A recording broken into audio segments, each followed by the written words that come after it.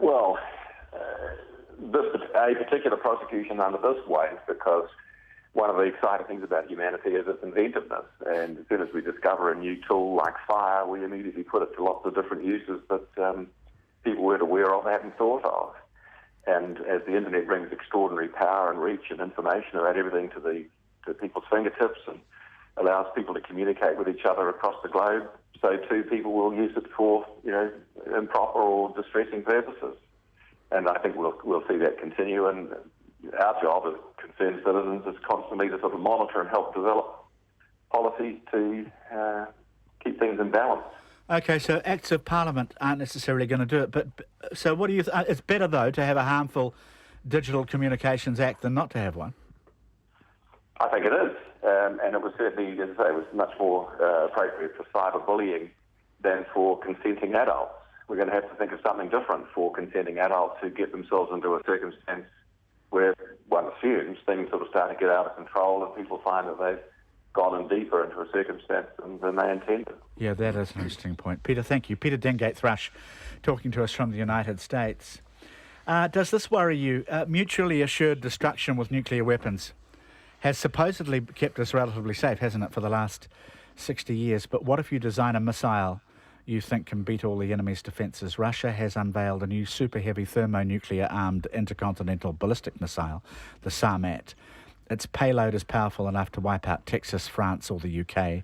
It's got all manner of countermeasures on board to suppress enemy missile defences and even an eccentric flight path designed to thwart interception.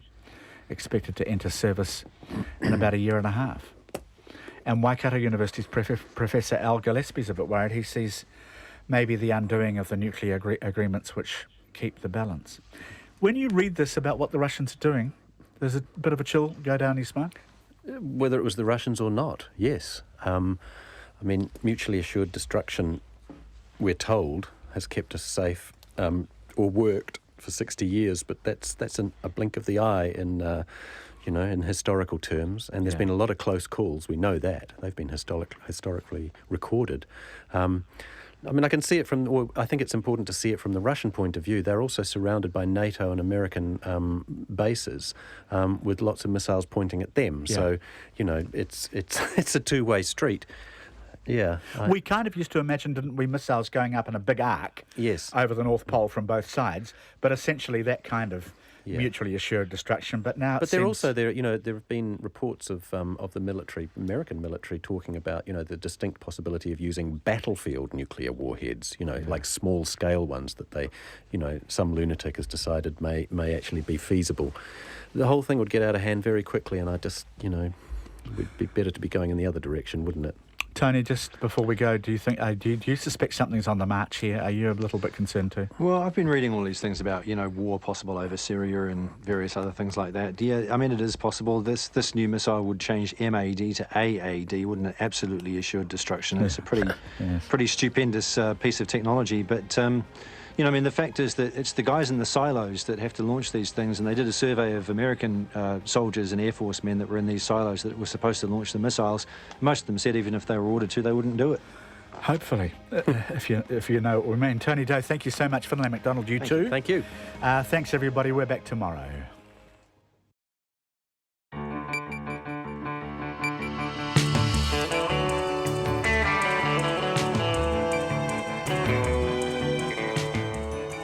Kia ora everyone. Tonight we will take you live to a media conference in Wellington. It's about to begin.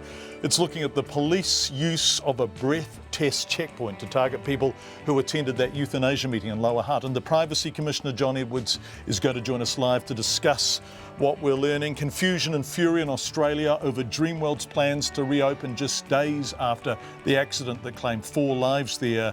In more breaking news, Lossie Filippo's discharge without conviction has been set aside. We'll have the latest on that, and the Prime Minister wrapping up his whirlwind trip to India, plus Italy rattled by more earthquakes. It's a busy old checkpoint tonight, and we will begin after the news at 5 with Paul Brennan.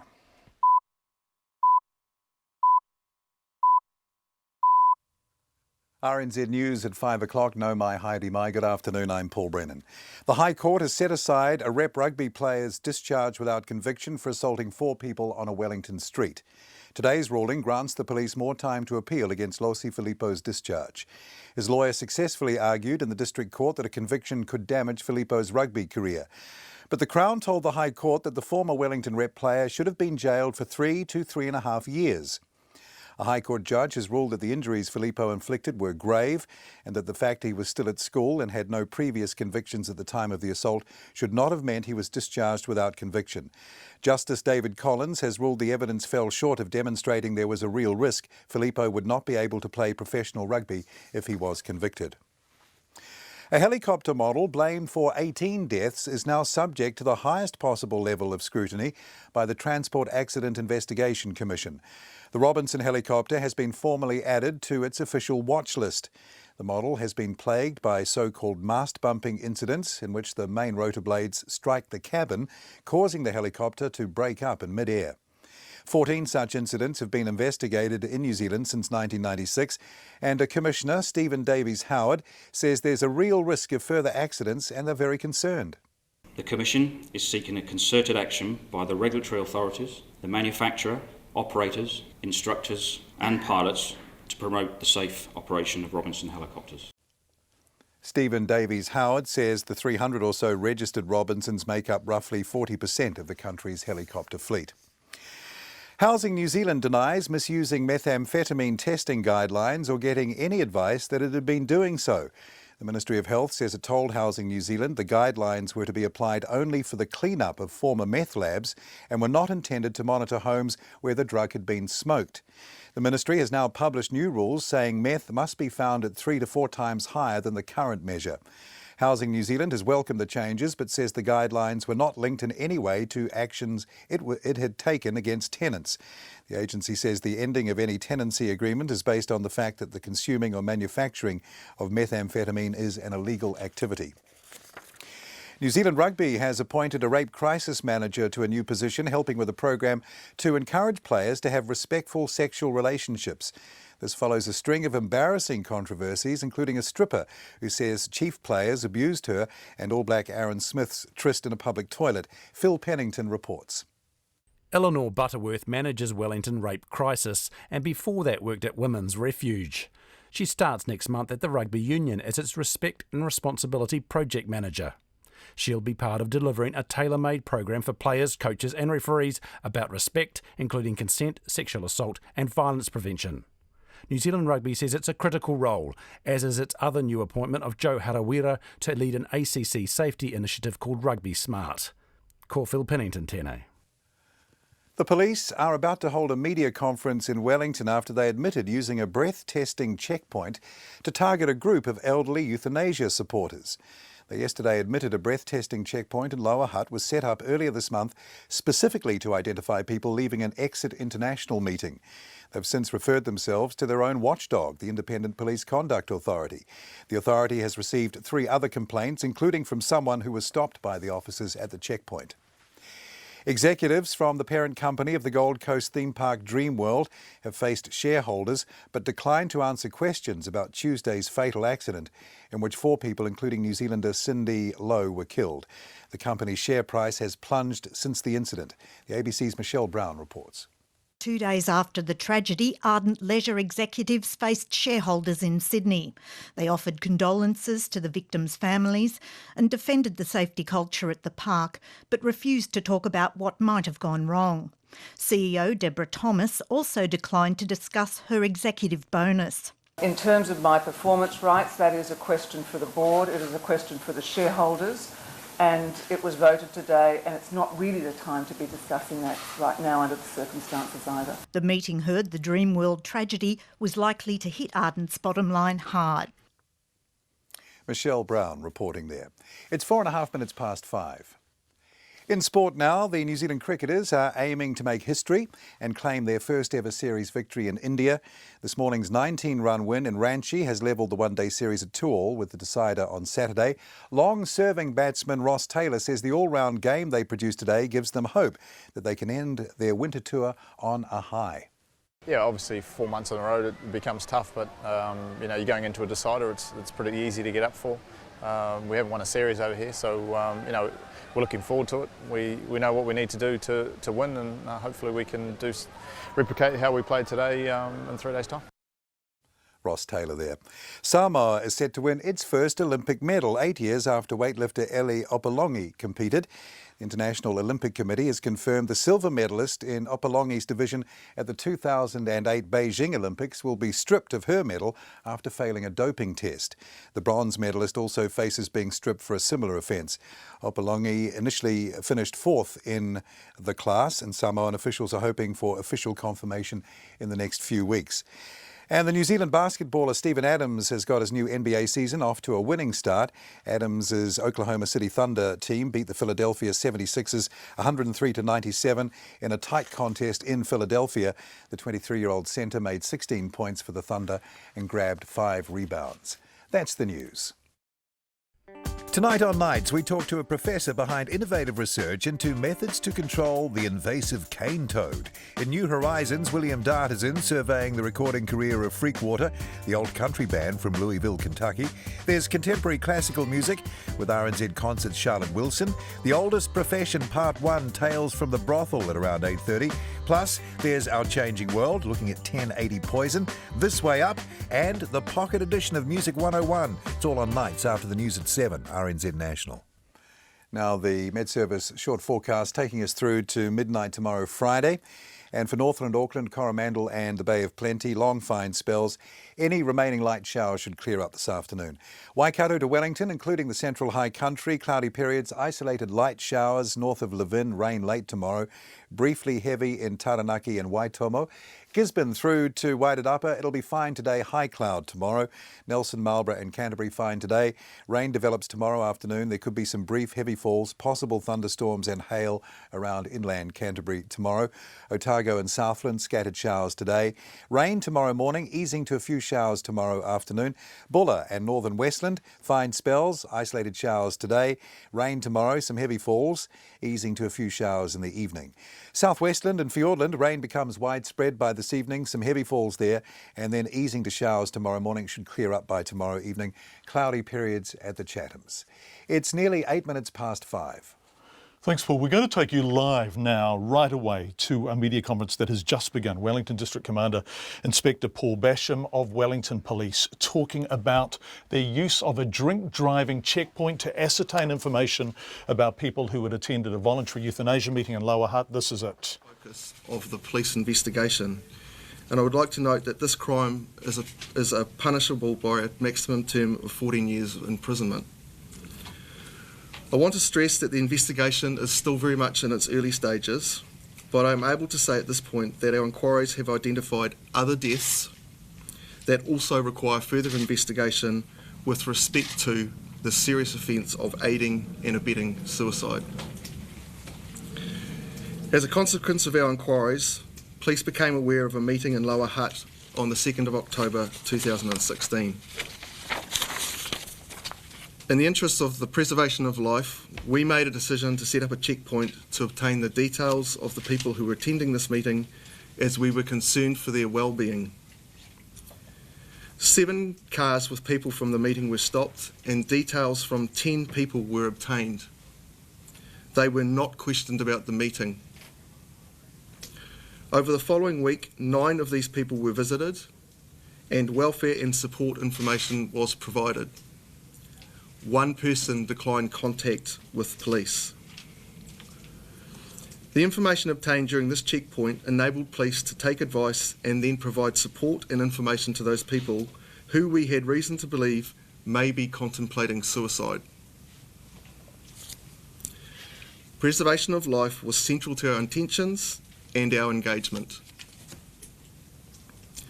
There is no doubt that this is a challenging area from a policing perspective. However, we must fulfil our duty to preserve life and our obligation to investigate serious offences such as aiding and abetting suicide, regardless of the strength of the feeling of the issue. I am very aware of the concerns around the actions taken regarding the checkpoint, and I would like to assure the public that we are taking all necessary steps on this aspect. As you will be aware, police have notified the matter to the Independent Police Conduct Authority, given the concerns which have been raised about the operation. I am confident that staff have acted in the best interests of the community and they carried out the road stop in good faith and for good reasons. Thank you. I'm happy to take questions. You say you acknowledge that there are concerns about the checkpoint. What are your concerns? I'm very aware of the high degree of public interest in our actions, and I know that as an agency, police have referred this to the Independent Conduct Authority. It's not my intention to litigate the concerns of those issues through the media this afternoon, but what I can say is I'm confident, based on what I know now, that our staff, based on what they knew then, acted reasonably in good faith, and they did so around the central issue of the duty of care we have with regard to preserving life. Was the checkpoint legal? Again, I'm very aware of the concerns that are out there in the community and by interested parties. It's not my intention to litigate or discuss the merits of that particular issue through the media this afternoon. There will be other opportunities for us to do that, and we will do so in the appropriate time, in the appropriate way. At this point, who gave authorisation for this checkpoint to take place? Police work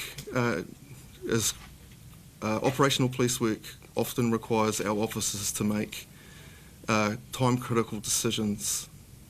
And the decision to conduct the checkpoint is within that context of that sort of challenge for our officers, that they had to make a decision at the time, and they made that decision around this preservation of life. But you say it has been referred to the IPCA. Is that not therefore indicating that you are acknowledging something was done and it was done wrong?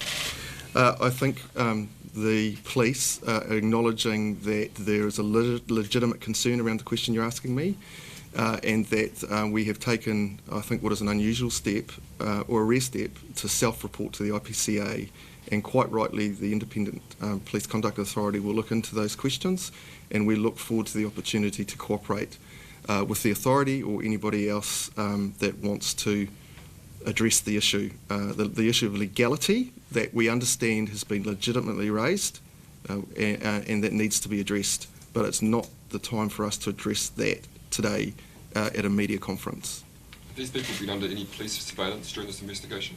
No. No electronic surveillance?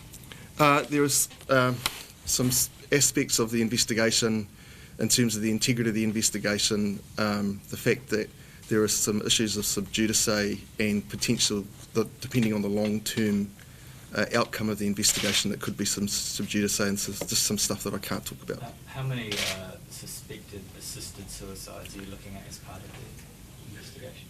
Again, as much as I would like to be able to provide more information to address your question, I am constrained by issues of the integrity of the investigation and more broad issues around sub judice or potential sub judice, and I cannot go into those sorts of details. So we know that police are given the power to stop vehicles for the purpose of road safety. Did you use those powers to gather this information? Again, it's not my intention to discuss or litigate. That's a simple yes, no. Did you use those powers of maintaining road safety to get this information? Yes, again, I think I've answered that. It's not my intention to litigate the issue that you raised today through the media. The police will do so at the appropriate time in the appropriate manner, and we look forward to that opportunity. Okay, so that appropriate manner is through the IPCA. Will you take on its recommendations as binding? Oh, we will certainly take on board its recommendations. Will you as an accept agency. them and adopt them? Well, I guess that's a hypothetical. The police has a statutory relationship with the IPCA and vice versa. You're asking me to comment on something that is in the future and speculate on an outcome that no one can predict at this point. But as a general rule, as an agency, we always take the recommendations of the IPCA very seriously, and I see no reason that we would do anything other than that with regards to this issue. The group in question has said that its members have felt harassed and have become nervous as a result of police checking in on them after having their details taken through this checkpoint. Sure. Many of these are elderly women. Mm-hmm. What's your response to that? I think there's probably a couple of things I can clarify in response to your question. So firstly, I know there's been a lot of speculation that somehow the New Zealand Police have a particular interest in a group exit or otherwise. And I want to say quite clearly today that that is not the case. We do not have an interest in any particular group, nor do we take a position around euthanasia. We're acutely aware of the sensitivity of this issue and the broader public debate. And we as an agency, quite rightly, have no interest in that. We are purely objective and focused around the criminal investigation into aiding and abetting suicide. In regards to the other part of your question around the people that we visited, we were acting in the interests of preserving life and providing support to people who we believe were contemplating suicide. As an agency, as individual officers, we took an oath to preserve life, and it's something that is central to us as an agency and to our culture. And when we become aware of information that people are contemplating suicide, we can't look the other way. We have to act. And so we took some advice and we took some actions based on that advice, and we tried to design an intervention that would be both compassionate and appropriate and respectful, and provide these people with some advice around the issue. Why did the officers who visited these people not leave a business card to say who they were if the person wants to follow up? Look, I can't comment on that. I don't know. I don't know. No particular reason. I wouldn't have thought there's any particular reason why they would or they wouldn't. Can you say what the Class C controlled drug was? No, I can't. That's a matter that's I can't comment on, given the fact that there is a matter before the court. A recreational drug? Again, I just can't comment on that. I'm sorry about that. Why won't you say who gave the green light on this? Because I think the way that you frame the question doesn't adequately address the decision. The decision was an operational decision that was taken at the time by an officer who was in the field with some advice from their superiors based on what was happening in front of them. So it was an officer in the field who made the final decision on this? It was a collective decision, but ultimately it was a decision as a result of things that were unfolding in front of the investigation team at the time. So it wasn't preordained, it wasn't precast, it wasn't pre-planned. Police have to think on their feet, on the fly, and make an appreciation around fast-moving factors and considerations. And this is an example of that. And I want to stress, and I think this is really important, that the central issue around the decision to set up the checkpoint was around preserving life. You said that it was in consultation with superiors. That is Wellington District Commander Inspector Paul Basham speaking at a media conference. He kept using that phrase, preserving life. In short, he appears to be saying the end justifies the means. If you've just tuned in, he's talking about what sounds like a unilateral and impromptu false breathalyzer checkpoint set up outside the Exit International Voluntary Euthanasia meeting in Lower Hutt by officers working at the time on the night, in which information about people who had attended that meeting was obtained. Paul Basham said, acting in the interests of preserving life. When we get information that people are contemplating suicide, we can't look the other way. Let's go to Privacy Commissioner John Edwards, who was in our Wellington studio. John, welcome back to Checkpoint. Nice to have you with us. You heard all of that. You were listening to all of that. What do you make of it? There's some really troubling aspects, I think, to this story, which require a formal response and investigation from my office.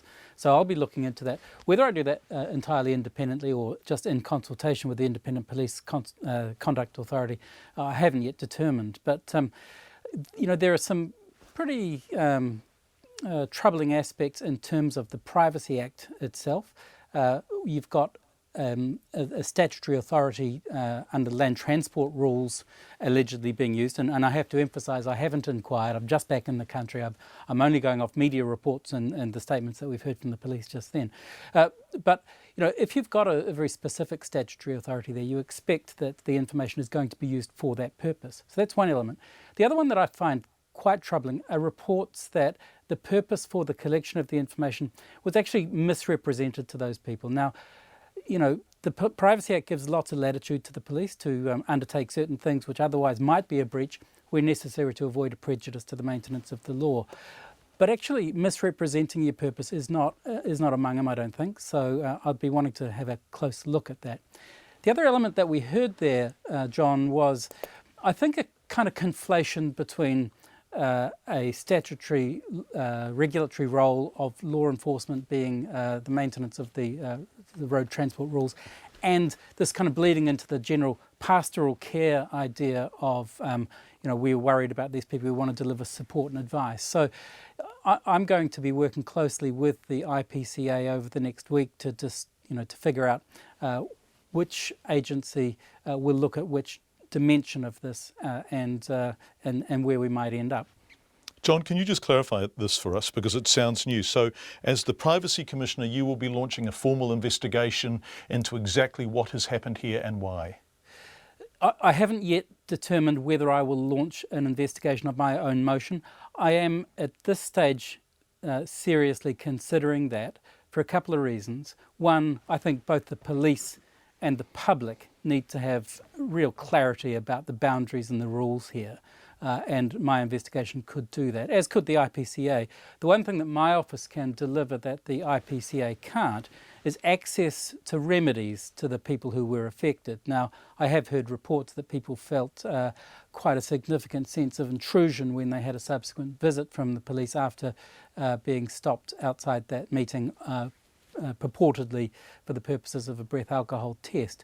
Now, if those people wanted to access the remedies available under the Privacy Act, they can only do so after I've undertaken an investigation. They can then go through to the Human Rights Review Tribunal. So that'll be another factor that I take into account in determining whether to launch a formal inquiry. John, I know that it's early days and you have been overseas and you've just got back, but prima facie, given what we know and given what we just heard District Commander Inspector Paul Basham say, were the police behaving legally? Look, I'm not going to say whether I think they were behaving illegally or not. I think there's enough of concern in the media reports and even in that statement that we've heard from police there to warrant a pretty close investigation, and I intend to undertake that and to assist the Independent Police Conduct Authority with their inquiries as well. Privacy Commissioner John Edwards joining us live in our Wellington studio. Thank you very much indeed for your time. Before that, live with that media conference, Acting Wellington District Commander Inspector Paul Basham, who seemed not whatsoever to be resiling from police action. When we get information that people are contemplating suicide, we can't look the other way, he said. We were acting in the interest of preserving life. It's 23 minutes past 5. You're listening to Checkpoint on RNZ. Dreamworld's plans to open tomorrow for a Memorial Day could be stamped out by the Brisbane Police. Quite extraordinary situation developing over there. The theme park had planned a private ceremony for staff and friends of those who died on Tuesday, yes, just 48 hours ago, and then to open to the public for a charity fundraising day. Meanwhile, the head of the theme park's umbrella company has been left red-faced after claiming to have reached out to families who say they've heard nothing. What's going on? Here's Alex Ashton. Dreamworld hopes to open its doors for a charity day tomorrow. It plans to run its smaller rides and animal and water activities and donate the day's proceeds to Red Cross Australia. But this afternoon, Assistant Police Commissioner Brian Codd said the police hadn't decided if it would let the park open at all. Meanwhile, Ardent Leisure Group, Dreamworld's parent company, held its annual general meeting, planned well in advance of Tuesday's tragedy. And there, despite the deaths of 4 park customers that week, the board voted to give Chief Executive Officer Deborah Thomas a big bonus, $860,000. Ms Thomas spoke to media after the meeting, stating Ardent Leisure Group had spoken to victims' families. We've reached out to the families and we've finally made contact with the Dorset family, and we are talking with them today about how we may assist. We're doing this through the Police Liaison Officer, and we have offered and will give them every assistance that we can with everything that they require during this difficult time. But then, rather inconveniently for Deborah Thomas, a reporter brought up the fact that the Dorset family, which lost 2 people in the incident, were furious. The reporter told Ms Thomas the family had had no direct contact whatsoever. The Dorset family are actually watching this press conference at the moment and are apparently furious at suggestions that support has been offered to them. They say that they've had no direct contact whatsoever. No one's even reached out to them. They've even sent me her mobile phone number saying, can someone please call her? Is this true? Why hasn't anyone actually called the Dorset family? We didn't call the Dorset family directly because we didn't know how to contact them. So we have been to the police liaison officer. I will not call her now in front of a media scrum, but I'm very happy to call her very soon after this meeting. In fact, I would be very glad to call her very soon after this meeting. Yesterday was all about trying to get hold of the family so we could offer assistance, and we have it back from the police that they had made contact with them, and my understanding was that our people would be with them today. So please give me that number. Thank you. Dreamworld's plans to reopen for a fundraiser tomorrow took many people by surprise, just days on from the tragedy. But Ardent Leisure's chairman, Neil Belnaves, insisted it was the right thing to do. That has been a subject of a lot of deliberation in the last 24 hours. But after discussion with councillors and a lot to do with the issues with people grieving, the decision was taken to turn tomorrow into a fundraising event to support the Red Cross, and all the admission fees will be donated to them. And that the advice we have from psychologists and a lot of the people working with the staff, it is better that people get back to work and basically get together with their comrades and talk and deal with this issue, rather than they are concerned about their jobs and they're sitting at home in isolation and we're just adding to their issues. It is a very fine path. At some point the park will open, and it's driven by the utmost respect for the families and the deaths, and it will open again on Saturday to basically repair the damage with a lot of our people as well. We can't return the 4 lives. The police are yet to decide if they'll let the park open at all. If Dreamworld does open, management has called in the Red Cross, a global brand known best for its work in disasters, to run it. For Checkpoint, Alex Ashton. This becomes even more extraordinary because the police, the Queensland police, are now explicitly saying, hold on a sec, this is a crime scene. So we will go back to Queensland later in the program, talk to the ABC's Shani Kim about whether or not Dreamworld will be reopening as soon as tomorrow. More breaking news. The High Court has set aside a top young rugby player's discharge without conviction for brutally assaulting 2 women and 2 men on a Wellington street. Today's ruling grants the police more time to appeal against Lossi Filippo's discharge. Phil Pennington is with us. Phil, thank you for joining us. You've read the ruling at high speed. What can you tell us about it? Yeah, well, good evening, John. Yes, this was a high-profile case, and the Crown had argued in the High Court this week that Filippo, a former Wellington rep player, should have been jailed for 3 to 3.5 years. Instead, he was discharged without conviction, as we've said. That was after his lawyer successfully argued in court that a conviction would damage his rugby career. His lawyer also told the High Court that the District Court had the full possession of the facts at the time that they made this ruling. OK, so what is the High Court saying about the ruling? The gravity of the assault, John, that's what's key here. Justice David Collins, he says that this was an assault that could have killed one of the men who, Filippo, he stomped on the head of that man, although he was already unconscious. The High Court judge criticises the District Court Judge Davidson that is, saying that it appears that he understated the seriousness of this assault. He says that Judge Davidson did not refer to the stomping on the head 4 times. And the Justice says he's especially concerned that the attack seemed to be unprovoked. There are serious consequences for the other 3 victims, 2 of whom were women. And so it's the seriousness and the gravity of that assault that's really at the key in the heart of this ruling today. OK, so that's what the High Court has said, which means what, Phil? What happens now? Well, he also addressed the fact of the argument that this would damage the young man's rugby career. He says that Judge Davidson, this is Justice Collins, says that Judge Davidson had overstated the impact on the rugby career. He said that evidence fell short of demonstrating that there was a real risk that Filippo would not be able to play professional rugby if he was convicted. The Justice says it's impossible to predict if a young player will in fact go on to become a professional player. And Justice Collins says that the mitigating factors that were taken into account in the original setting aside the discharge without conviction, the fact that he was still at school, he was only 17 at the time, that he had no previous convictions, and that he had showed remorse, that these should not have meant that he was discharged without conviction. Phil, what's really interesting, and I may have this wrong, is that Filippo pleaded guilty, right, in the first instance in the district court, having been given a sentence indication. If that sentence indication no longer stands, and I'm sorry to throw this into your court if the judge hasn't ruled on this or you don't know the answer to it, forgive me in advance, but if that sentence indication doesn't stand, does the plea stand? Can Filippo undo his plea? What happens? No, we do have an answer to that, John, in the ruling today. Normally, the ruling says the High Court would substitute the decision of the District Court with the decision the High Court thinks is right. And the Justice here says that he thinks a jail term of 2 to 2.5 years would be right. However, in this case, because Filippo pleaded guilty after being given that sentence indication that he would be discharged, he now actually gets the opportunity to change his plea from guilty to not guilty. Now, if that happens, it goes back to the District Court for trial.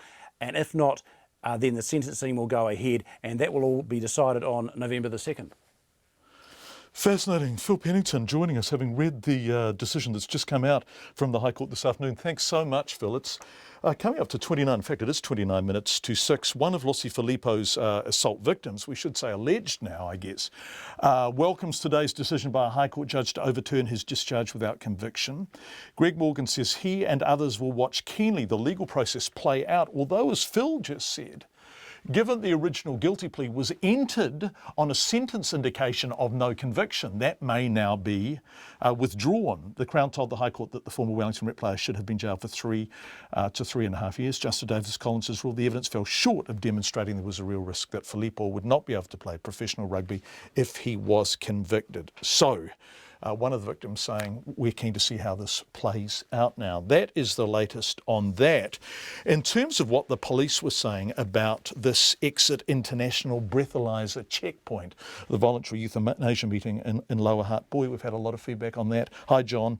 Is the claimed duty of care to preserve life by the police force on the statute books? I thought that the force's mandate was to uphold law rather than to selectively flex the law for their interpretation of the means being justified by the end, says Alf. The police have gone too far this time. This is real nanny state Big Brother stuff. And lots of people saying that sort of thing. This is more specific. This is gender and age bias. Police wouldn't have done a checkpoint for other demographics. We have the medical profession, someone says, to preserve life. The police's job is to uphold the law. And finally, well, if you believe that, you'll believe anything, says this listener who had listened to the media conference from Paul Basham. A good TUI ad. We were doing this out of respect for life. Yeah, right. Thank you for your feedback. It is being expressed very strongly and we appreciate hearing from you. It's 27 minutes to 6. Let's go to Paul Brennan in Wellington with RNZ headlines. Thank you, John. As you've just been hearing, the police say a checkpoint they set up to question people at a euthanasia meeting in Lower Hutt earlier this month was aimed at preserving life. At a police media conference a short time ago, the acting Wellington District Commander, Inspector Paul Basham, said officers decided to set up a checkpoint to obtain details of people attending as they were concerned for their well-being.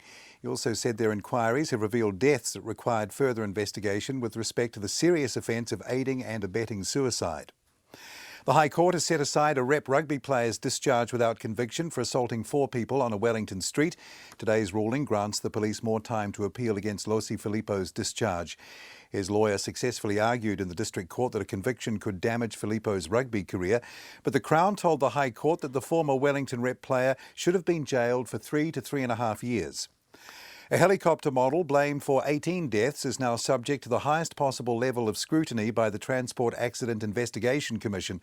The Robinson helicopter has been formally added to its official watch list. Housing New Zealand denies misusing methamphetamine testing guidelines or getting any advice that it had been doing so. The Ministry of Health says it told Housing New Zealand the guidelines were to be applied only for the clean-up of former meth labs and not intended to monitor homes where the drug has been smoked. And the New Zealand Rugby has appointed a rape crisis manager to a new position, helping with a program to encourage players to have respectful sexual relationships. This follows a string of embarrassing controversies, including a stripper who says Chiefs players abused her and All Black Aaron Smith's tryst in a public toilet. Those are our headlines. Our next news is at 6. Thanks, Paul. Between now and 6, we will look at the inquiry beginning into the contamination of Havelock North's water supply. Remember, 4,000, in fact, almost 5,000 people made sick, about a third of the town's population. That's coming up, and an advocacy group says it will be very difficult for tenants kicked out of their methamphetamine-contaminated homes to fight Housing New Zealand. People evicted on the basis of tests revealing very low levels of methamphetamine. Those tests have now been, well, discredited is not quite the correct term, but ruled excessively heavy-handed. That's coming up. Let's go to business now. Giles Beckford has moved into the Wellington studio, recently vacated by Paul Brennan. Welcome, Giles. Our business editor, the BNZ's headline profit down 12%, was it, to 913 million. I'm just looking at your notes. That's a bit of a hit. I can see you shedding some tears for them, John, obviously. But really, they've had a bit of a squeeze on their margins because it's low interest rates means that they're not being able to get quite so much money for when they lend out. There's also quite a tough competition in the banking market. And also their money market dealings. They, like everybody else who are professional investors, need to keep an eye on currencies and interest rates. They use a thing called derivatives, which is basically it's a form of financial market betting, let's be quite blunt about it. They were on the wrong side of quite a few of those deals and they were caught by a rising New Zealand dollar and volatility in interest rate margins. But you'd have to say that overall they're reasonably happy. I had a long conversation with Anthony Healy, the chief executive. They've been making strides in the Auckland housing market and they were also doing quite well in small business lending. They're bad loans. Now, you would think that with the squeeze on the dairy sector that they might take a bit of a hit, but they actually reduced their bad loans by a few $1 million, but they're doing quite well there. They seem to have positioned themselves quite comfortably. And the other view is that, from what Anthony Healy was saying to me, he doesn't expect any significant downturn in house prices. In fact, he doesn't expect house prices to fall. Perhaps isolated pockets, they may level out. But he says all the conditions that you would need, the bad conditions here and overseas, just aren't present. There's demand for housing, there's demand for finance, and no matter what the Reserve Bank says and what the Reserve Bank tries to do, they'll keep earning and they'll keep doing so well. So the bank's pretty happy. I asked him more bank closures, more branch closures. He sort of skated around on the head of the pin to say, well, we find that we're having much greater interaction with people on the digital services and outlets. And there's probably less of a physical footprint these days. So I take that to mean, yes, there'll be more branch closures as and when it suits their business needs. But which would follow what ANZ and Westpac have done, right? Exactly. Yeah. What happened on the markets, Giles? They didn't do too badly. Look, just under $1 billion, and don't be surprised if they actually crack back above that. The markets, we won't be having a whip round in the office for them. I think they can get by on 913 million, can't they? I think they possibly can. They certainly didn't try to tap me for anything more than $4 or $5. But in the games of snakes and ladders on the share market, we were down the snakes yesterday. We're up the ladder by 44 points today to 6942 for the top 50 index. And the New Zealand dollar, 71.5 US cents, 93.8 Australian. Giles Beckford, our business editor, thank you. The Prime Minister wraps up his official visit to India today with the outcome he was after, really, the strongest commitment yet from the government there to finalise a free trade deal. Will it eventuate? Well, John Key and his Indian counterpart Narendra Modi have agreed to work towards the early completion of a comprehensive economic cooperation agreement, with India set to be the most populous country in the world within the next 10 or 11 years. An FTA or anything even vaguely approaching it would give New Zealand access to a market that's already huge and growing fast. Here's our political reporter, Demelza Leslie. John Key says free trade talks with India weren't going anywhere before this trip, But after his meeting with Indian Prime Minister Narendra Modi, he says negotiators now have some very clear directions. There's definitely a mood shift here. Yeah, I've learnt the hard way in FTAs that they always typically take a little bit longer, and it's a protracted, sometimes quite challenging process. But the prize at the end of it is, in my experience, always well and truly worth it. But you do have to just accept that while you can try and speed things up with the best will in the world, frankly, they're like treaty settlements. You know, you don't want to go back to them. You know, it's one go, and you've got to get it right. And you have to have willing partners. The Indian Central State Minister of Finance and Corporate Affairs, Arjun Ram Meghwal, who also met with Mr Key, says there are many areas New Zealand and India can join hands and increase their bilateral relations. So my request that this time, when your negotiator and our negotiators should meet, we should reach a conclusion regarding free trade agreement that will lead to the business bilateral relations between New Zealand and India. The Chief Executive of the National Institution for Transforming India, Amitabh Kant, says the country is at the beginning of a curve of building up a tremendous relationship with New Zealand. By 2024, we'll be the only country with a billion smartphone, and with the universal payment interface, we have the possibility of becoming a cashless, paperless society by 2024-25. And therefore, when you combine this immense possibility and potential for India to expand its growth by using technology to leapfrog, I think there are several areas where India and New Zealand can work together to expand their possibility. It's only Mr Key's second trip to India. His first was 5 years ago, and since then there have been 10 rounds of free trade negotiations. The New Zealand Agricultural Trade Envoy Mike Peterson says the latest trip has been hugely beneficial. We've seen pretty slow action, to be honest, when it comes to trade, both in RCEP and with our bilateral. And so the fact that Modi's talking about it now will certainly help the message get down into the bowels of the administration, and hopefully we'll get some action. Do you think it's still going to take a long time, though? I do. I think that the reality is that India has not done free trade agreements with any other countries. It's something that they find increasingly difficult to do. We've got to remember they have, in the agricultural sense, they have over 60% of their population employed in or around farming. So it's incredibly sensitive politically, and we've got a bit of work to do.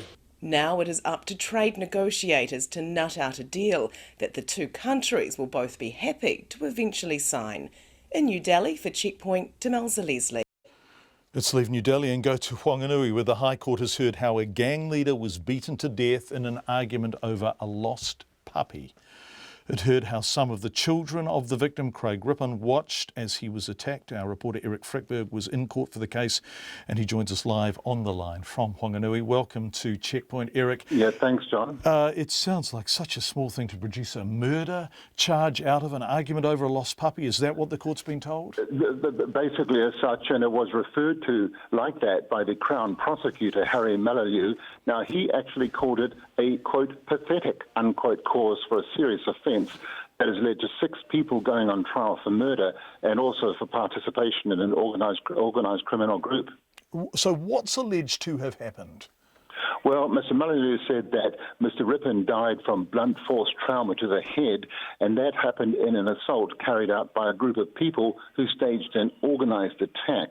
Now, further, John, everyone involved was associated with the Black Power gang, but this case was not connected with the gang as such. In other words, it wasn't specifically a gang incident. Now, what happened was that a puppy had vanished from a home of a woman who lived down the road. Now, Mr. Rippon helped her get the puppy back from the group that is on trial here, and there was no trouble at that stage. But, John, the mistaken belief that reward money had been paid to Craig Rippon led to 2 confrontations. In the first one, there was an injury, and in the second one, at Mr. Rippon's home, that led to his death, and some of his children, as I said, watched as that was happening. Who's on trial here, Eric? Who's been charged? Well, Before the court, John, there's Matthew Thomas Madams, who's 37, Kevin Roy Madams, who's 42, and Tyrone Peter Madams, who's 57, and along with them, 2 youths of name suppression, and their age is suppressed as well. Now, they all deny both charges. Now, another accused, that's the 6th person, is Tyrone William Madams. He's age 39. He's already been sentenced over this incident because he pleaded guilty. He got life imprisonment with a minimum non-parole period of 12 years. Now, he's the son of Tyrone Peter Madams, the 57-year-old who originally raised the complaint about the reward money, fictitious reward money, as it turned out. Now, interestingly, Tyrone Peter Madams is a former leader of the Black Power gang, and his victim, Craig Rippon, was a founding leader of that gang. In fact, they had been close associates for years. Right. What is the Defence Counsel saying in the face of all of this stuff? It's extraordinary. There are 5 lawyers there, 1 for each defendant. Now, they all insisted in their differing ways that their clients should not be lumped in with the offence as a whole, and they could not all be collectively guilty of this charge. Now, that was a point especially made by lawyers for the 2 juveniles. They insisted their clients were not responsible for this, and one of them in particular could not even have had any reasonable expectation that a death would result as a result of the group's actions. Now, John, the case is continuing and will do so for another 4 weeks. Eric Frickberg live on the phone from Wanganui. Thank you so much, Eric. A coastline under such great pressure that, and I quote, 90% of our native seabirds and shorebirds potentially face the risk of extinction. That extraordinary conclusion is from a new report from the Ministry for the Environment in collaboration with Statistics New Zealand. The document is the first in-depth look at the marine environment from a series of reports that the government is now legally required to produce. Whatever our relationship with our coastline is now, it looks set to change, possibly very dramatically. Here's our environment reporter, Kate Gunsell. Pressure from humans is changing our marine environment for the worse, and the Ministry for the Environment says those changes are likely to have implications for generations to come. The Secretary for the Environment, Vicky Robertson, describes the report as a call to action. The oceans really are the canary in the mine, that we are seeing the impact of human activity, particularly and some land-based activity on the oceans, and it's something that we should be looking at and saying, well, actually, what is that telling us about our activity? So I think it is at the level now that we should be taking notice. The list of worries is topped by ocean acidification and warming as a result of greenhouse gas emissions, the risk of extinction of most native marine birds, and coastal degradation. The Environmental Defence Society's Chief Executive, Gary Taylor, says New Zealand has one of the largest areas of ocean under our jurisdiction in the world. He says it's also crucial to the country's economic welfare and reinforces the need for action on climate change and tackling the problem of vulnerable species. He calls the report a big wake-up call for the government. Our oceans are kind of being treated like the last frontier, a place to be exploited without proper regard for environmental considerations. That's been changing a bit over the last 10 years or so, but clearly a lot more needs to be done. Gary Taylor says government departments need to be more frank about the state of our oceans, the management of which falls across a number of ministries, including Environment, Primary Industries and the Department of Conservation.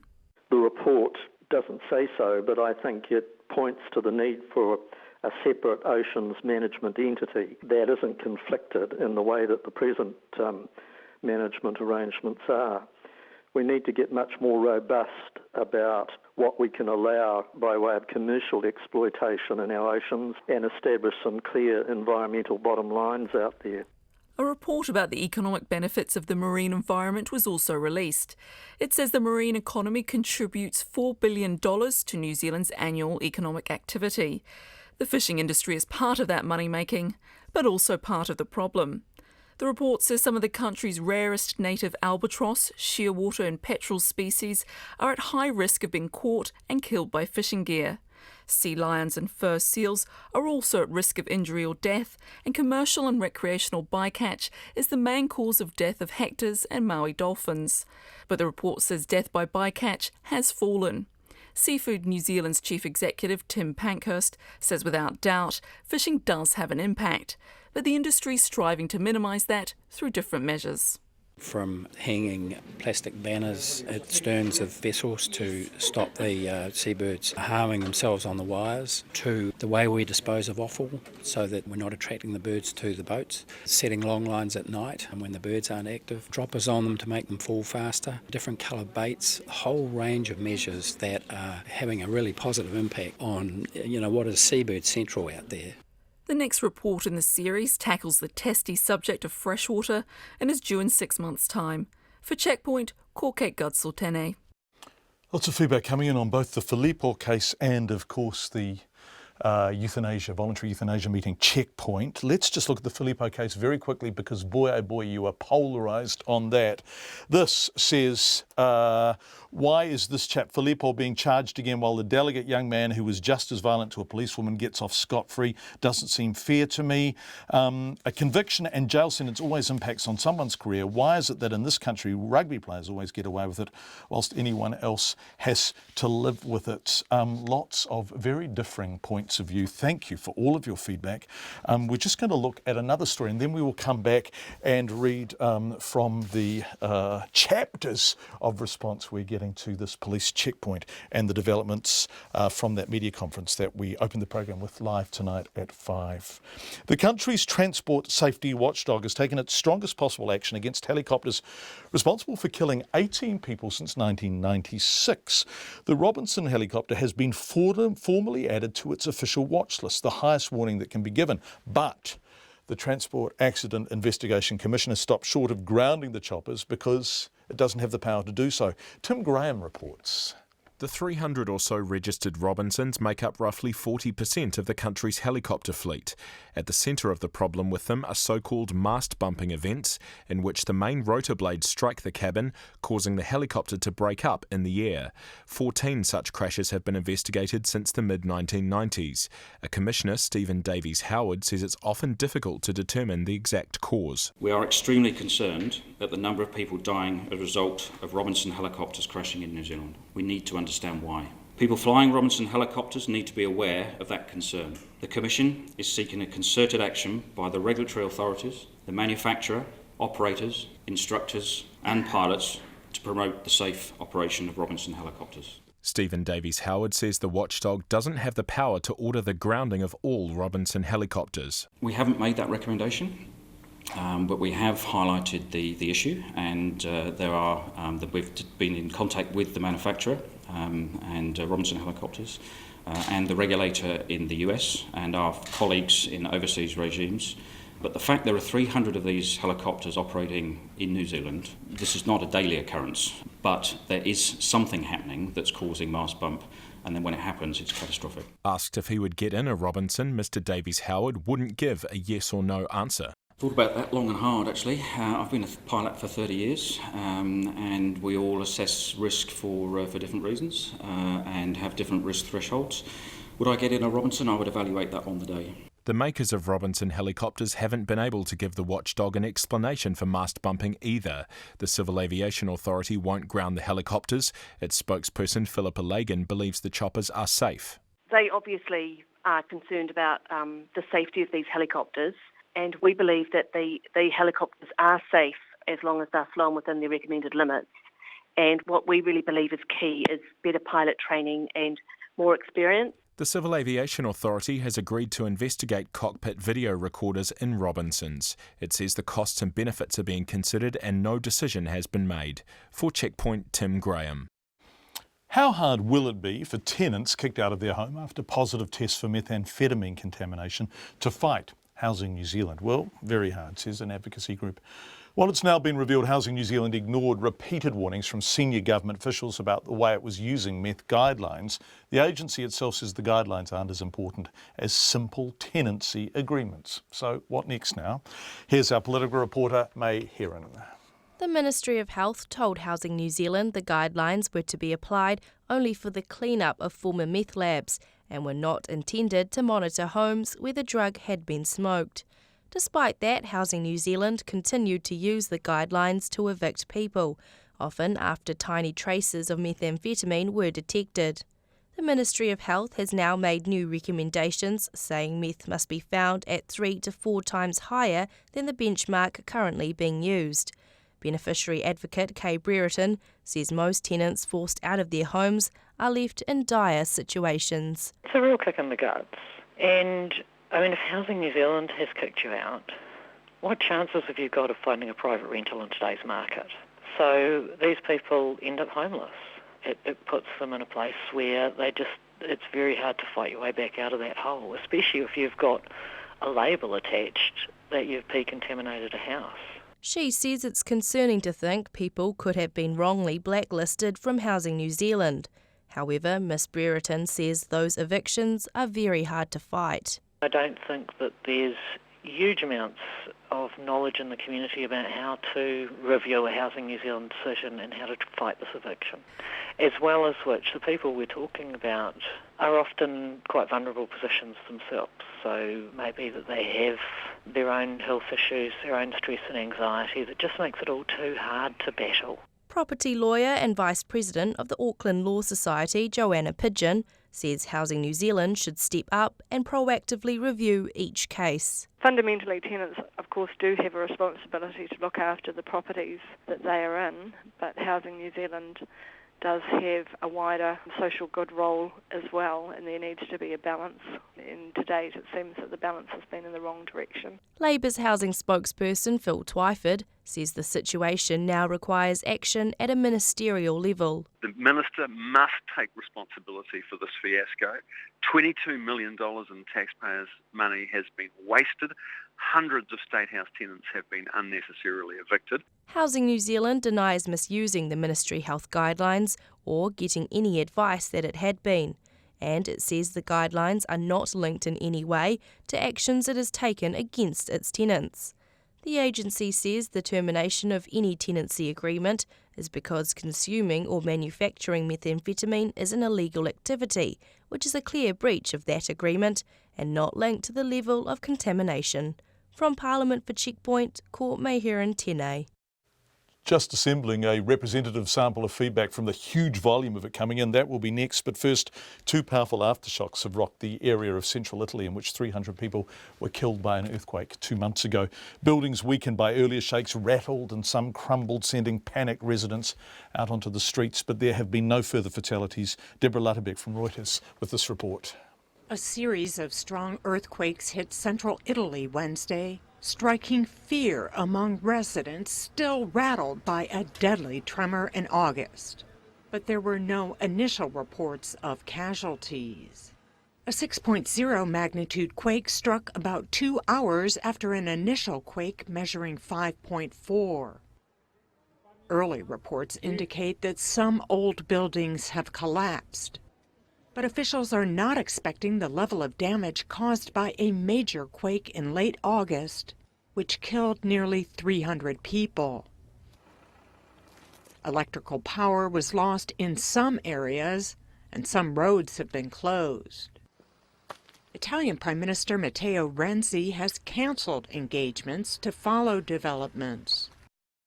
That report from Reuters. Thank you for your feedback. There is so much of it. This is a pretty representative sample, we think, hastily compiled. So police have a duty of care to preserve life when someone is contemplating suicide. They must be planning some widespread road stops to obtain personal details of our most at-risk group, i.e. not little old ladies. Says Murray, a complete and utter abuse of power, says another listener, reflecting a majority of the comments we are receiving.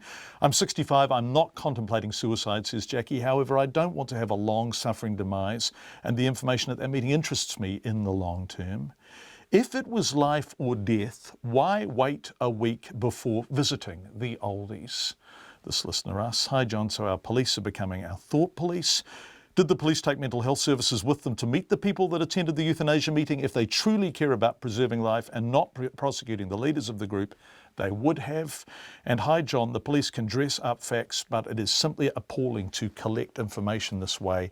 Why can't euthanasia be an individual decision like being a donor is? Thank you for that feedback. There was a representative sample, and as you heard, it was utterly one-sided. Basically, almost everyone we are hearing from in great numbers thinks the police crossed a line here. You would have heard, if you were listening at 5 o'clock, Acting District Commander Inspector Paul Basham basically saying, look, we believe the means justifies the end here, talking about acting in the interests of preserving a life. But most of the feedback we have received doesn't see it that way.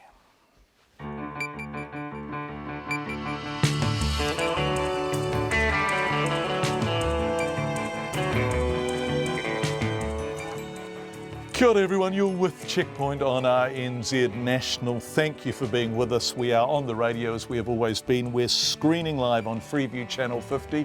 We haven't told you that for a while. If you've got Freeview at home and you want to watch us as we go about our work, and streaming live on the RNZ website. Coming up after 6, the police say a breath test checkpoint set up to question people at a euthanasia meeting in Lower Hutt was aimed at preserving life. We're going back to that story with the investigation ongoing. Will Queensland Police stamp out Dreamworld's plans to reopen? And an inquiry into the contamination of Havelock North's water supplies begins. But first...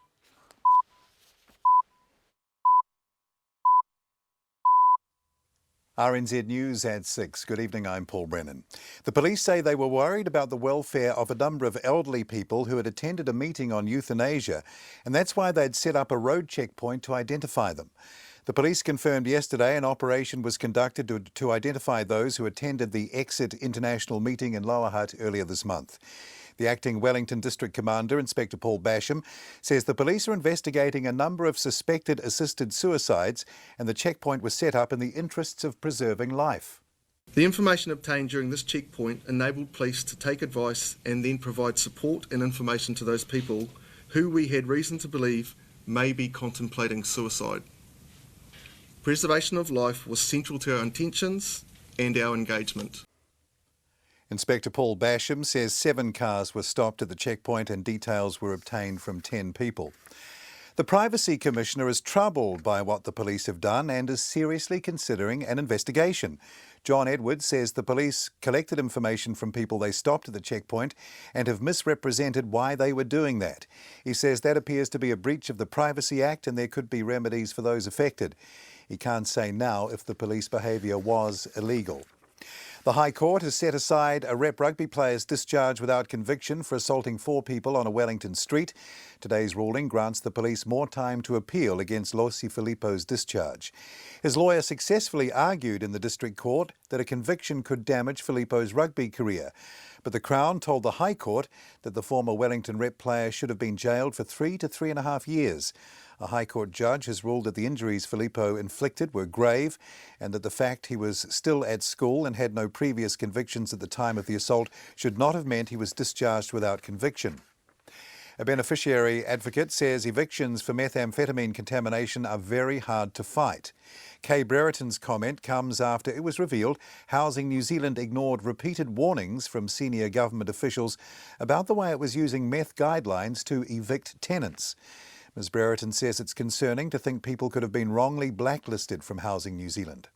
I don't think that there's huge amounts of knowledge in the community about how to review a Housing New Zealand decision and how to fight this eviction, as well as which the people we're talking about are often quite vulnerable positions themselves. Kay Brereton. Housing New Zealand denies misusing the Ministry of Health guidelines or getting any advice that it had been, and it says the guidelines are not linked in any way to actions it has taken against tenants. Queensland Police are concerned about plans by Dreamworld to reopen tomorrow after Tuesday's accident in which 4 people were killed, including New Zealander Cindy Lowe. Management says it's planning to partially reopen the Gold Coast theme park tomorrow and hold a memorial for the victims and raise money for the Red Cross, which has been providing counselling and support for those affected. The Queensland Premier, Anastasia Palaszczuk, says obviously part of the park is still a crime scene. Dreamworld reopening tomorrow is a matter between the organisation and police. The Police Commissioner and the organisation, I understand, will be having a conversation, and it is up to those parties to make that decision. Queensland Premier Anastasia Palaszczuk. A former inmate who was jailed for longer than he should have been is seeking $60,000 compensation from the Department of Corrections.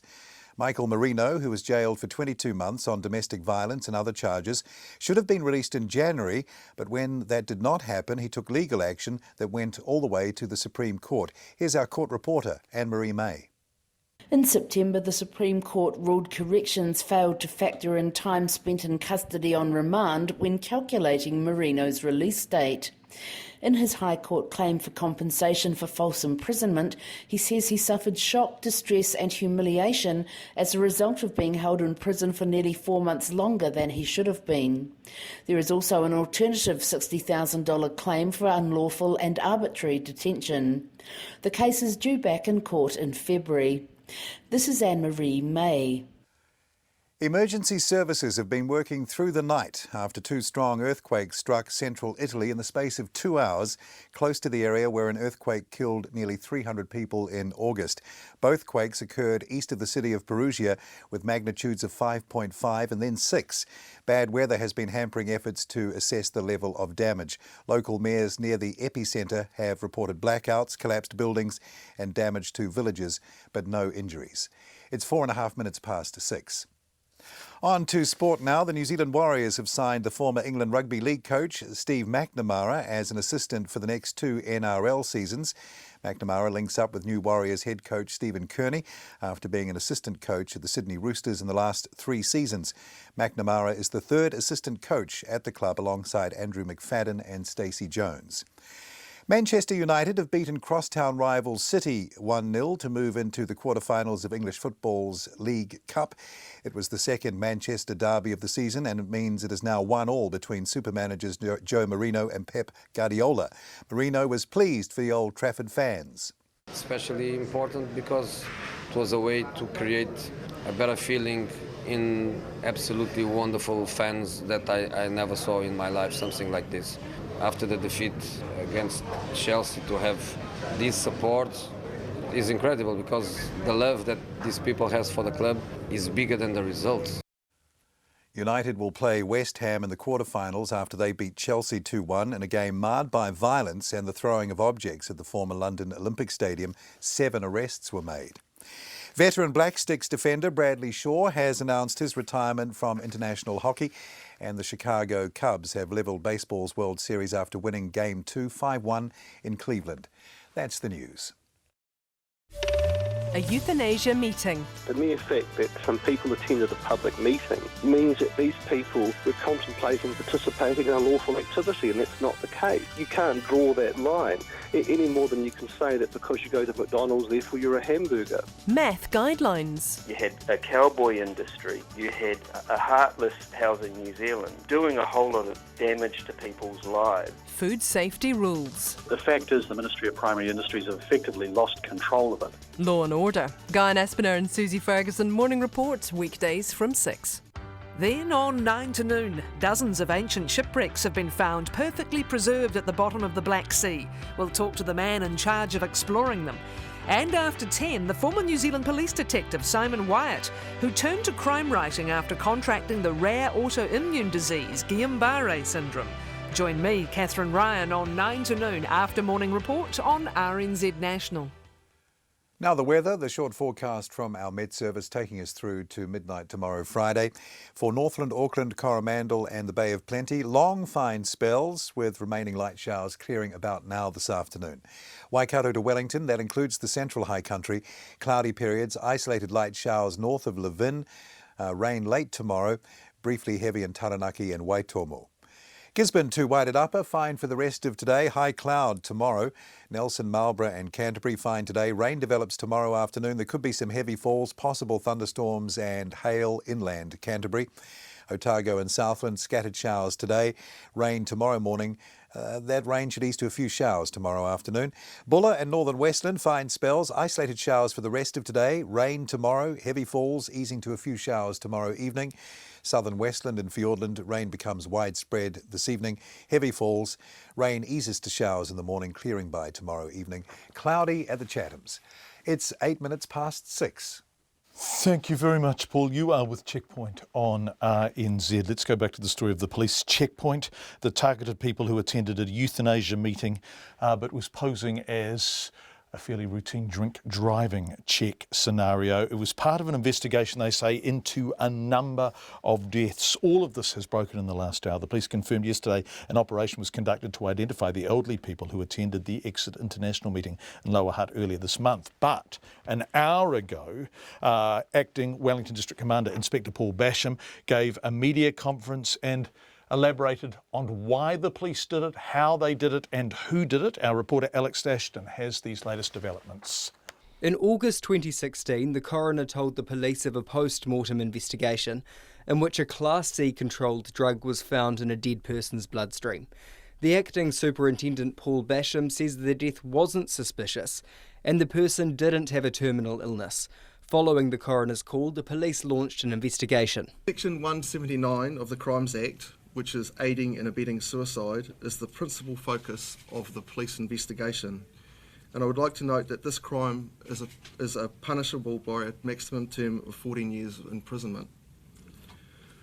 I want to stress that the investigation is still very much in its early stages, but I am able to say at this point that our inquiries have identified other deaths that also require further investigation with respect to the serious offence of aiding and abetting suicide. Paul Basham says the police then became aware of a meeting in Lower Hutt being held by the euthanasia group Exit International. In the interests of the preservation of life, we made a decision to set up a checkpoint to obtain the details of the people who were attending this meeting as we were concerned for their well-being. 7 cars with people from the meeting were stopped and details from 10 people were obtained. They were not questioned about the meeting. Over the following week, 9 of these people were visited and welfare and support information was provided. 1 person declined contact with police. The information obtained during this checkpoint enabled police to take advice and then provide support and information to those people who we had reason to believe may be contemplating suicide. The police have already referred themselves to the Independent Police Conduct Authority. Meanwhile, the Privacy Commissioner, John Edwards, says he'll work alongside the police watchdog to figure out where the investigation might go. And in an unusual move, he's considering his own investigation. I have heard reports that people felt quite a significant sense of intrusion when they had a subsequent visit from the police after being stopped outside that meeting, purportedly for the purposes of a breath alcohol test.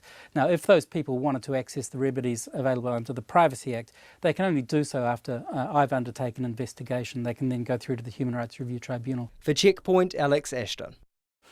Yes, all of that from Checkpoint. This has all happened in the last hour. So Paul Basham, the acting inspector in Wellington, and the Privacy Commissioner, all talking on our program after 5 o'clock. This is developing, lots of feedback coming in. Read the police use of a phony checkpoint. It seems to me that they are attempting to justify an abhorrent use of power, says Mark Dingle.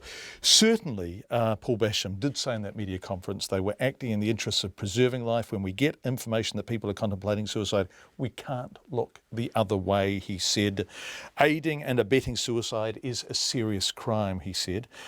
Ali says, we expect our police to pick up suicidal people from the top of bridges and off the railway tracks. Often these people are angry and sometimes violent towards police intervention, and yet later are helped to get past their despair. We have one of the highest youth suicide stats in the world, and yet we condemn the police for trying to find a way of supporting people whom they believe may be planning suicide. Mental health services rely on police support to help prevent a huge number of suicides. We should not vilify them for trying to intervene and preserve life. We expect this of them all the time, said Ali. That's one of the few communications we've received of a great many that is expressing support for the police. This is a major issue of police credibility. Why, yet again, has the police commissioner failed to front? Why has only a low-level inspector been the spokesperson? I think he's the acting district commander. This is an organisation that has failed to comply with the law, and the head of it hasn't explained. It is before the IPCEA. Of course, the police sent it. There's lots of talk about it being sub judice. The IPCEA is not sub judice. It has to be before a court for it to be that. Let's go to Queensland now. Is Dreamworld going to open tomorrow? Well, at the moment, who knows? They do plan to open tomorrow for a Memorial Day, but that could be stamped out by the Brisbane Police. The theme park had planned a private ceremony for staff and friends of those who died on Tuesday, yes, just 48 hours ago, and then open to the public for a charity fundraising day.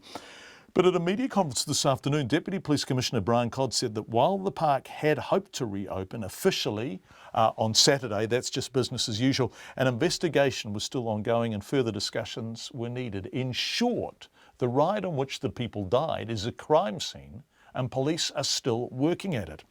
Meanwhile, our producer Bridget Burke has just spoken with one of the brothers of the deceased, and this is what he had to say about the park and all that's happening there.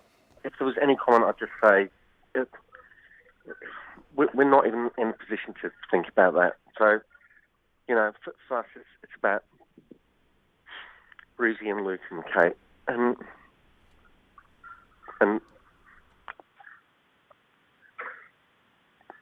yeah. I'm really sorry. Yeah, thank you. Sorry, I'm just.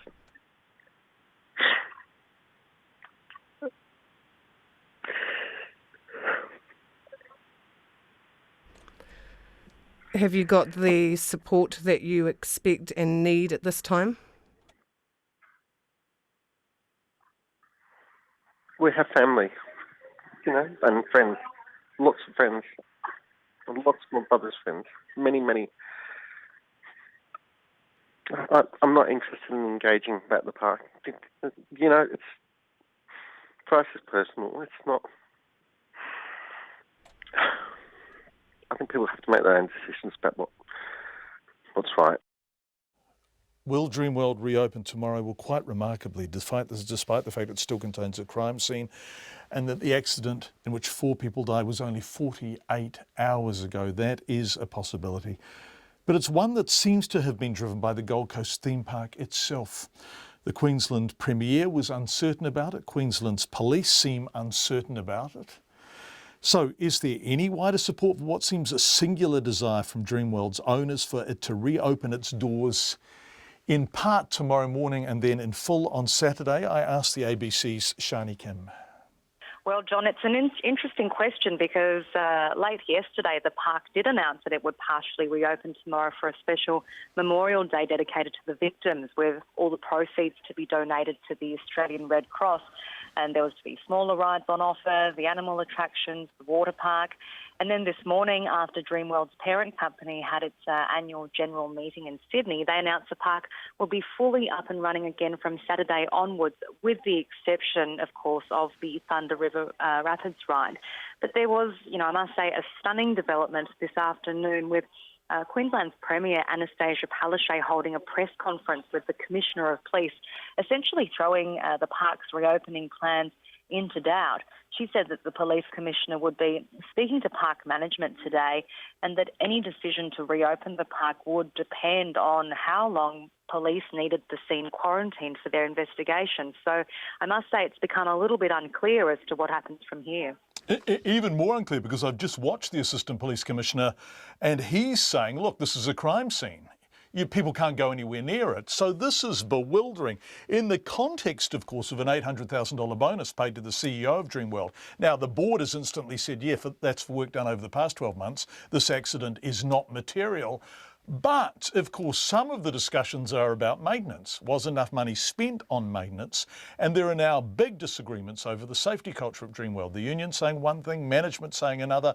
Where is that standing at the moment? Well, in the wake of the strident criticism from the Australian Workers Union over the last couple of days, that's, of course, forced Dreamworld to continue defending its safety record. They issued a statement on this topic late yesterday, and then they issued another statement this morning describing its policies and procedures as incredibly robust, exceeding its legal requirements, that all rides are tested on the morning before the park opens, and that there'd been no other fatalities at the park since it opened in 1981. And again, as it said, that it was fully compliant with all safety certification requirements at the time, that the ride in question had passed its annual safety inspection less than a month ago. And so, yes, this is all definitely where the attention is being focused at the moment, of course, the safety standards at the park. And of course, that's the primary concern for the police investigating the case. So it's a little bit tricky at the moment. There's claim and counterclaim, but police have warned that they will be going through this in forensic detail, but their investigation will be long and complex, and they have promised that if anyone needs to be held to account, they will. So yes, as you mentioned, John, it is, I guess, all of these criticisms just another blow to the theme park, which, you know, as you would expect, has had, what would you call it, a challenging few days, to put it mildly. You know, this morning at the annual general meeting that you mentioned, the parent company, Ardent Leisure, forecast that its revenue would take a significant hit due to Tuesday's fatal accident. And of course, Ardent shares have been sold off in recent days. There was a big plunge in the immediate aftermath of the incident. Hundreds of millions of dollars wiped off. And even yesterday, those shares closed down 15%. So, Shani, that's the business picture. What about the human response there at Dreamworld? You're there, right? You've been there throughout the day. What are the people who are visiting to kind of stand and gaze contemplatively at the scene, drop flowers off, take stock? What are they saying about all of this? A common thing that I've heard is, you know, people saying, you know, I bring my kids here all the time. I've taken my kids on that very ride. So there's definitely, you know, an emotional connection to the place. I think if you speak to most kind of young people in Australia and parents, they would have been to Dreamworld at some point on some school holiday. So it's really resonated with people and really struck a deep chord. And of course, earlier when we thought that the park was going to be reopening on the weekend, we asked people what they thought about that. Mixed reactions to that. Some people said it's far too soon, it's disrespectful to the families. But then other people are saying, well, accidents happen and, you know, the park has to reopen at some point. And so it's a question of, well, you know, what time period must pass before people see it as being an acceptable thing? So different responses in that regard, but certainly very much a community, you know, united in grief. Shani Kim from the ABC. Just to reiterate, Dreamworld came out and said we are reopening in part on Friday and in full on Saturday. They seem to have been behaving unilaterally, perhaps with wishful thinking. The families are taken aback, obviously, and the police are saying, well, hold on a sec, where the ride is still a crime scene. So at the moment, there is actually now no determination about what Dreamworld is doing, and there will be an announcement later this evening about exactly what's going on. In the meantime, of course, Dreamworld's CEO has been paid a bonus of somewhere in the region of $900,000 for work done in the past 12 months. In August, roughly 5,000 people were made sick by a contamination of Havelock North's public water supply. We all remember it, a third of the town's population. The source of the outbreak appears to have been the faeces of a ruminant. More than that is not known. Today, the inquiry into what happened got underway. Much of the opening was procedural. Here's RNZ's Hawke's Bay reporter, Peter Fowler. A lot of the discussion today was about splitting the inquiry into two parts. So the first part will be looking at what caused the water contamination, because we still don't know, or at least the councils haven't said what caused it. So the first part, over a week of hearings or so, will look at that, and then they'll take a break for about a week, and then in early December they will then look at how the authorities responded to this crisis that poisoned about over 5,000 people in Havelock North. Is there faith in the process there? Do people regard the terms of reference as sufficiently broad to be meaningful? Does anyone expect full, complete and revealing answers from this inquiry? Well, I mean, there's a very strong panel of people running the inquiry. So I think they can have faith that these people are professionals, and it's going to be an inquisitorial inquiry. So the inquiry is actually going to ask questions and trying to get to the bottom of things. But what they made clear today is they're not there to look for criminal liability or civil liability, but they are trying to find out what caused this, how did the authorities respond, how could they do it better, and how perhaps it won't happen again. Which is all reassuring. This sounds particular and local, But there are broader issues here, obviously, that have application throughout New Zealand, right, Peter? That's right, John. So if you're living in a town or a city where your water is currently untreated, that's really what's at stake here. That now we could be looking at all the water supplies in New Zealand being chlorinated. Now, you know, there's no guarantee that will happen, but that's one of the things that the inquiry sort of mentioned this morning was this has implications for all of New Zealand and the quality of our drinking water and the security of it and what needs to happen moving forward. And that will be one of the recommendations that come out of this, John. It's Peter Fowler. Let's go to Calais, where 200 unaccompanied children have been left to wander around the burnt remains of the controversial jungle migrant camp in the French port city. There was 5,000 migrants there. Most have been removed and taken to reception centres in other parts of France. But as the BBC's Lisa Williamson reports, many children remain at the burnt camp, still determined to reach Britain. Today, the eerie calm that has hung over the jungle broke.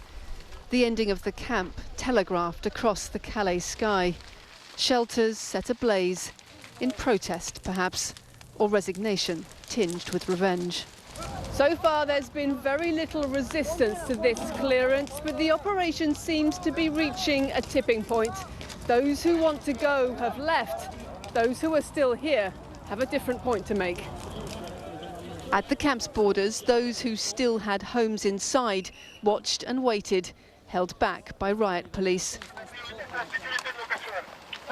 Officials say the fires have speeded up the eviction and that the clearance will be over by tonight.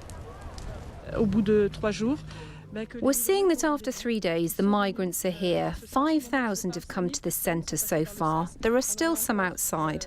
The last fires in the camp have convinced them. We've seen some Syrians who didn't want to come initially. They are here now. And community leaders who said that they also wanted to go, now that their communities had gone and there was no one left. So it's time to close. The mission was a success. But in the past few hours, migrants have been filing back into the jungle to sleep among the ashes. Among them, we met Aziz. His friends who joined the buses out on Monday have told him it wasn't worth leaving, he said, and they were coming home to Calais. I'm going back to sleep there. I know the jungle has been finished, been banned, nothing, but it's better to be there until tomorrow. If the police come, we are ready to go to the detention center. And aid workers say the speed of today's operation has left some of the camp's most vulnerable with nowhere to sleep tonight. In terms of the children, they are not all in state protection. We've counted so many who don't have the wristbands, cannot get into the containers, cannot go into the Jules Ferry Centre and have no accommodation whatsoever. Officials say this is the last chance for migrants to leave before heavy machinery comes in. The story of Calais migrants is over, they say, but for those still determined to reach Britain, it doesn't feel like the end. Tonight, Ali and his friends were bedding down to sleep on the road outside the jungle, too scared of fires to sleep inside. Most of them said they were 17. We cannot sleep because my container is full of fire. No anything. All my baggage is all destroyed. Aid workers say dozens of children are left in limbo here tonight. With the jungle gone and the secure shelters here full, they no longer have any home in Calais, never mind anywhere else.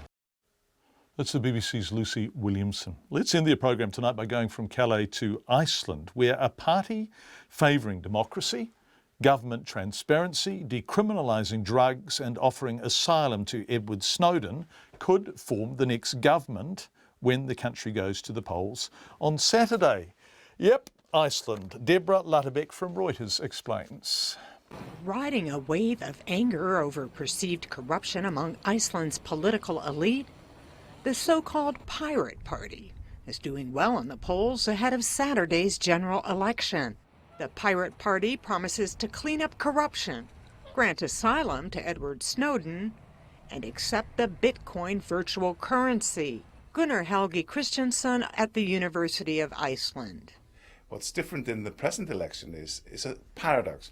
On the one hand, you have the Pirate Party, which seems to be heading for a great election with around 20% of the votes, aiming at radical system change.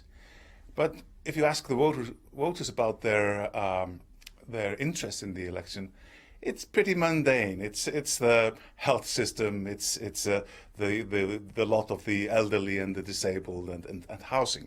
So the paradox is that the loss of confidence in the traditional political forces has opened the way for pretty unconventional parties, whereas the voters seem interested in pretty much the same things that they're always interested in. The election was called after the last prime minister of the center-right Progressive Party resigned in the aftermath of the so-called Panama Papers. Mainstream parties point to their own success in rescuing the economy and criticize the pirates' lack of policy detail. Opinion polls show the center-right Independence Party getting 25.1% of the vote and the Pirate Party 20.3%. That report from Reuters, we've been talking a lot about Dreamworld's rush to reopen the park, and the police in Queensland looking somewhat bewildered by all of it because the ride where the 4 people died is still a crime scene. Well, a statement has just been issued by Dreamworld saying they have been advised by Queensland Police that we are unable to proceed with tomorrow's memorial services as planned. They were memorial services that were morphing into a reopening of the park. That will not be happening. That's Checkpoint for tonight. We'll be back tomorrow at 5. RNZ News headlines at 6:30. I'm Paul Brennan. Good evening. The police say a checkpoint that targeted people at a euthanasia meeting in Lower Hutt was part of an investigation into a number of deaths with respect to the offence of aiding and abetting suicide. The Privacy Commissioner says he's seriously considering an investigation into the checkpoint, which the police themselves have already referred to the IPCA. The High Court has set aside former rep rugby player Losi Filippo's discharge without conviction for assaulting 4 people on a Wellington street. As many as 22 children are reported to have been killed in airstrikes on a rebel-held village in northern Syria. Housing New Zealand denies misusing methamphetamine testing guidelines or getting any advice that it had been doing so. Queensland Police, as you've just been hearing, are concerned about plans by Dreamworld to reopen tomorrow after its river ride killed